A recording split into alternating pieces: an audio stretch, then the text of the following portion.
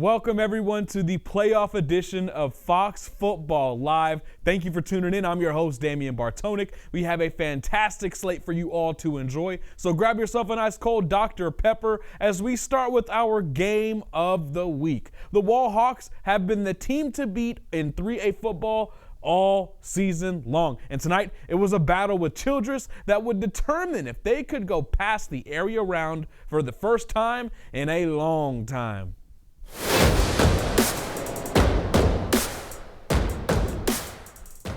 Now we start right here. Childress is down 21 already. My Wall Hawks already 21 skunked them boys, but they're going to be trying to claw their way back into this one. Nice little bubble screen on this one. Gets stopped right at the goal line. My man is going nearly, well, inside the 5, not really at the goal line, but you get what I'm saying, because they're actually on the goal line right here later in the drive, and they're finally going to cash this one in. Handoff, scores with ease. 21-7 Wall lead. Now, the Hawks are going to get the ball right here next. And you already know, man, the Hawks offense has been so good all season long, and it continues right here. A halfback screen. Love what Launderholm drew up right here. Thomas Lianos, man, just torching teams in the open field for a first down and a whole lot more. Looking like Alvin Kamara out there in space. And then on the very next play, you're going to see my man Landon York, just an absolute dime, man. This kid is special. A dime to his man in the end zone. Beautiful ball, and these boys are rolling up 27-7 after this one. Now, Childress is going to look to answer back. And you know what? They're going to. Quarterback's going to hit the slant, and that goes for 6. A nice ball. Hey, a lot of fight in this team for sure, but the Hawks, man, they just start playing with their food a little bit here. You're going to see big Brylan White, number 12, George Kittle-looking guy right there, just a big old boy, barrels his way into the end zone. And this, my friends, was a Wall Hawk night. 49-14 victory for the Kelly Green, and they advance past, man. They absolutely did their thing. Now, Wall rolls on. They're looking like they're going to be very special. Now, another team that looks like they're well on their way are the Hawley Bearcats, who are in action tonight against the 11-0 Sunray Bobcats. Right here, Sunray ball right here. And the quarterback, he's going to hit the crosser, but you're going to see the Bearcat, bro. This Bearcat says, nah, you ain't going to get it that easy. It's an easy pitch and catch, but my man lays him out right there, but he lands past the marker. Next play, Sunray signal caller makes an absolute play. Defenders all over him. He's going to hit his man up the rail somehow, some way, and this guy's going to help out his yards after catch numbers for a first down for the Bobcats. Later in the drive, the Bobcats bite first. You're going to see right here my man's motioning in there, and that's a touchdown for Sunray. They are up 7-0. Hawley's offense was struggling all night so far. So far, it hasn't been very pretty, but guess what? Their defense, they just make plays. The Bearcats, they're going to make one right here. Beautiful pick. Quarterback lobs it into the teeth of that cover 3 defense, and Hawley picks it off inside their own 30. Now, as it stands right now, it's a 13-8 ball game with Sunray up at half. A lot of football left to go. Now, let's keep it in the big country and talk about a team that resides in the Key City, none other than the Abilene Eagles, who took on Aledo and their dominant rushing attack. Now, this play right here, this is the story of the game. Aledo, they just made big play after big play, all of them coming with chunks of yardage with them. This put them up 14-7. This guy, he was barely touched all the way. He is gone. 14-7 for the Bearcats. You're going to see here ensuing drive for the Eagles. I told you, big plays, right? Remember that theme. Big plays is what really is a story of this game. Abilene, this is a pick 6. Corner just absolutely sits on that one, jumps it, and goes all the way back. That's a beautiful pick 6. House call for Aledo puts them up 21-7. And later in the first quarter, it's already been a high-scoring game later in the first, but you're going to see it's going to get just a little bit worse for them Abilene Eagles. Just a basic jailbreak screen, so commonly used, but so effective. And like I said, another big chunk play comes and goes, and that makes this one a 3-possession game. Aledo looks like it will end the Eagles season. Right now, they are up 49-7 in the fourth quarter. Big play after big play after big play. Now, keeping with the Abilene theme, our next squad is a few miles out with an area round contest against Anna. Of course, I'm talking about Case Keenum's Wiley Bulldogs. Let's go ahead and get to this game. Anna football here, and this is just basic smash mouth football that we all grew up loving, right up the A-gap. Touchdown Coyotes. Oh my goodness, that was just, I love it, man. That just reminds me of the good old school stuff that we all grew up watching. Now, you're going to see right here, Wiley is going to answer, though. Hey, them Bulldogs, Coach Clay Martin, he don't play around, man, and neither does his team. Right here, quarterback on the read option. You're going to see beautiful stuff, and he is into the end zone. Big boy fighting, getting every single yard he can, every inch, and he's going to find the end zone, tying this one up. You see both teams kind of get that like light show presentation out they score. It's kind of wild, but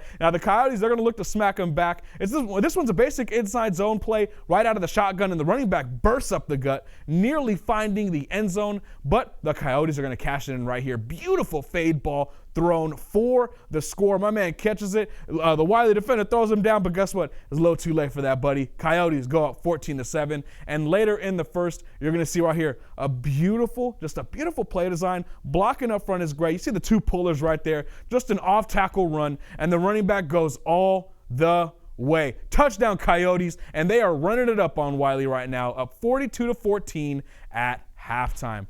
Woo! Hey, look at that light show, though, man. That's pretty impressive. Now, we are 4 games into the area round edition of Fox Football Live, but there are plenty of other teams in action tonight. Let's go ahead and check in on some scores from around the region. Let's go ahead and look at them right here. Littlefield dominates Crane 59-0. Junction and Falls City, that one is 35-13. Littlefield might be playing Wall next. That's going to be a good one to follow right there. Let's go to this next one. Brownwood. It seems like they didn't really find their footing all season long, and it's looking like their season comes to an end. West Plains dominating 49-7. Coleman, Axtell. Coleman, you guys know, they came through last week and just dominated. This week, a little bit of a tougher test, but hey, still an impressive year overall. They're down 38-6. Then Water Valley, first year back in 6-man football, and they are doing their thing, up 56-0. That one's actually a final. They win that one. Lorraine Benjamin came through Swerver, man, 86-36 right now in the fourth quarter. Now, we are one block down here on Fox Football Live, but don't worry, there's still plenty of action to come. Stick with us for more right after the break.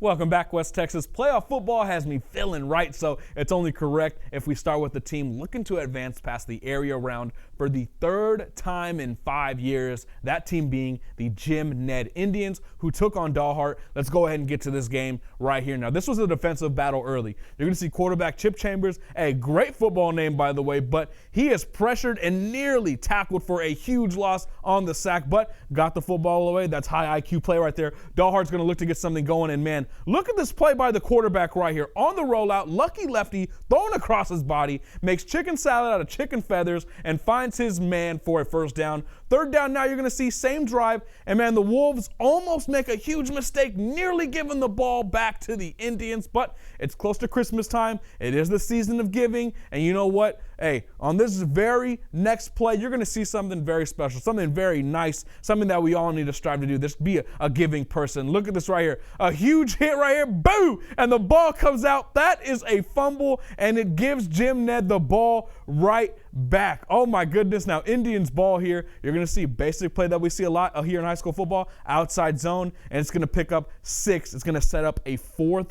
and 1, and this is a beautiful play right here. I love stuff like this. You're going to see the read option. The motion man is going to actually spring the quarterback wide open, make one cut, and he is going up inside the hashes, nearly to the 30-yard line. That's a first down, and now the ball is now along the goal line now. 3 ticks left on the clock, and Jim Ned scores on this play right here, giving them a 13-7 lead, and they did not look back. Now up 35-7 in the 4th and final frame.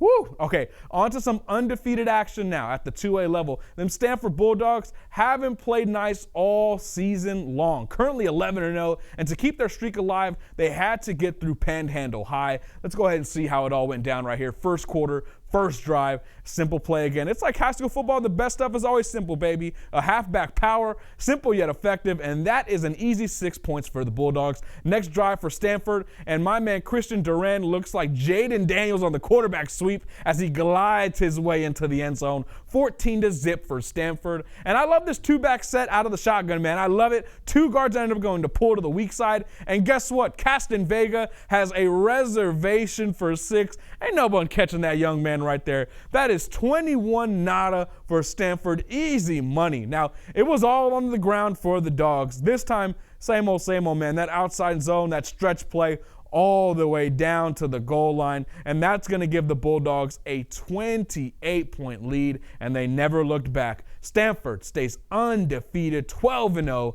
and wins easily, 49-13. Woo, boy, hey, we could see a rematch from Week 1, Stanford versus Albany under the bright lights of Jerry World for a state title come December, and I cannot wait. Now, let's switch gears and show some love to those in the stands or on the sidelines. These are some of the best sounds that we got from the 2024 season.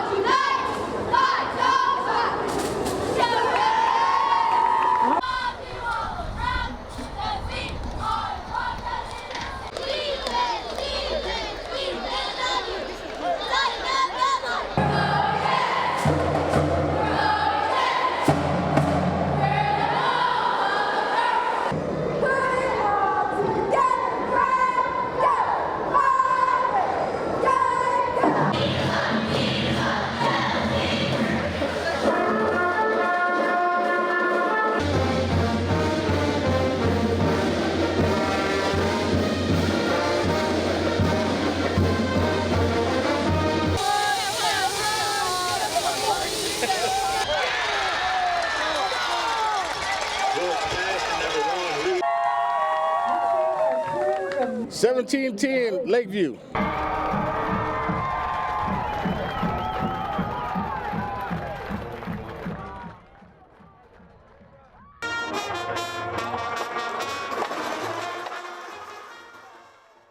So this is the final episode of Fox Football Live for the season, but in honor of that, we've got to show some love to the finest bands in our area, which means, guess what? Every single band in West Texas is Fox Football Live's Band of the Week. Up on toes, up on toes, up on toes. 4, 1, 2, 3, 4.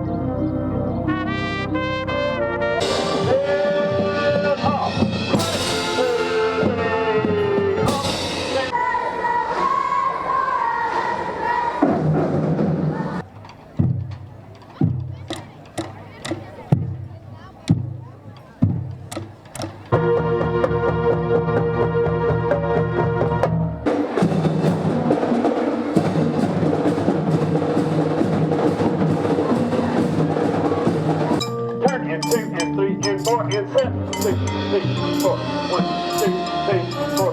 Left, 2, 3.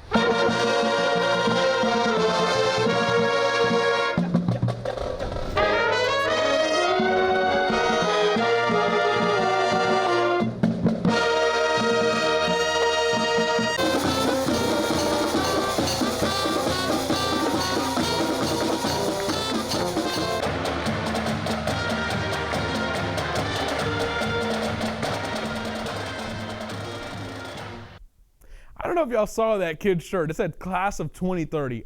I can't believe it. I was born in 1998, man. I must be getting old. But guess what? There's still plenty of football to come West Texas. Don't you worry. We got more highlights. We got a nice little weather update from Britt Musall and so much more. All of it coming up right after the break.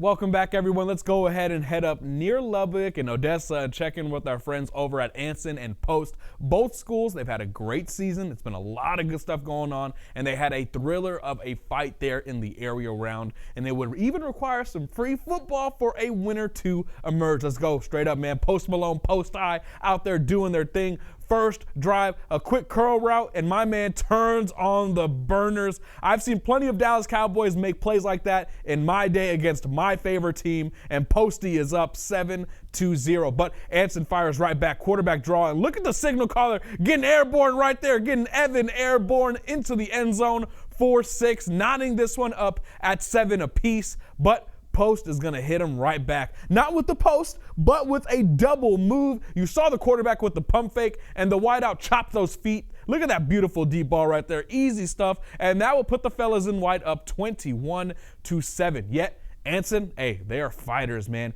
Corey Lane finds a lane, and he is nearly gone right up the middle. A 50-yard scamper puts Anson in antelope territory, but the cash-in is going to come, man. I promise you. It comes later in the drive with the money in the bank, cash-in right here. Lane on the read option. He bounces it outside, showing off the prime Todd Gurley-like agility, and he ties this one up at 21 all. But this needed some free football, baby. Some overtime, 35 all, and that changes right here after Ian Vergara navigates through traffic and gets into pay dirt, 42-35. Now Anson with one last chance. Quarterback, he has a couple plays, he has a couple people open right there, but unfortunately that ball just falls right on the turf. You see the thrill and the agony all on the field there as Post will advance and await the winner of Hawley and Sunray. What a game. 42-35. Post wins that one. What an excellent contest. Now, let's go ahead and conclude our highlights with back-to-back games of six-man action. Six-man football, we got to show some love. Starting with a matchup between Blackwell and Jayton. It all went down at Cardinal Stadium in beautiful Hermleigh, USA. Let's go ahead and roll it right here. The Jaybirds are going to have the football to start this one. Halfback tosses it to the quarterback, who drops an absolute dime down the field. The wideout was so fast, the camera couldn't even keep up with them. 7-0 right there, Jayton. Second drive for them, a little speed option. Quarterback's in addition to the halfback, and he couldn't have been kept any cleaner. Easy money for the Jaybirds, now up 14-0. And Blackwell's going to look to get something going here. But Jayton was all over them like white on rice. Pick six, beautiful play at the catch point, and that is an easy pick six, man. It doesn't get much easier than that. Looks like me on Madden. Now, if you couldn't tell, this was one-way traffic all night long. Look at the brigade of linemen. Look at my man right there with the pancake. Look at that lineman just going, man. That's beautiful stuff. My high school coaches, my middle school coaches will be so proud, and this one wasn't close, man. 28-0 will be the score after this one, and Jayton absolutely throttles Blackwell, unfortunately, man, for Blackwell. But hey, the season's over. 60-8, that is a final score. I don't know about y'all, man. Good offensive line play just excites me so much. That was beautiful. Now, this next contest features the Menard Yellow Jackets, who come into their matchup against the defending state champs, the Gordon Longhorns, as 35-point underdogs. Let's see if the Jackets could dehorn Gordon's finest. Now, this was the opening play of the game right here. A basic squib kick, right? Yeah, you don't think too much of this, right? But guess what? It rolled into the Longhorns' hands, and that's all Striker Reed needed. He is gone. Kickoff return for a touchdown. That would make Devin Hester happy. 8-0 for Gordon right there. Next drive you're going to see, similar result. A quick pitch you're going to see right here with blockers out in front. Look at those Hogs getting down the field, going doing their thing. My man is almost nearly untouched all the way into the end zone. I mean, that was fantastic stuff. Champs up 16-0. Gordon ball now, jailbreak screen. You've heard me say it all season long. Very a play that we always see all the time, and Rye Reed is going to look like prime Jordan Reed on this one. Just a beast out in space, and yeah, he gone. 24-0, champs up. Now with a 24-point lead, Striker Reed says, nah, hey, I'm not done yet. I still got more. What looks like a broken play turns into 8 more points for the Longhorns. And yeah, it's an unfortunate end to what was a great Menard Yellow Jackets season as the defending state champs absolutely roll on. This one's a final, 48-0. Woo, man, I need me some water after all this talking. Now, all right, y'all, as we start to put a bow on the final edition of Fox Football Live, we're going to get a quick 2-minute weather update from none other than my guy, meteorologist Britton Musall, as well as one last look at scores from across our region.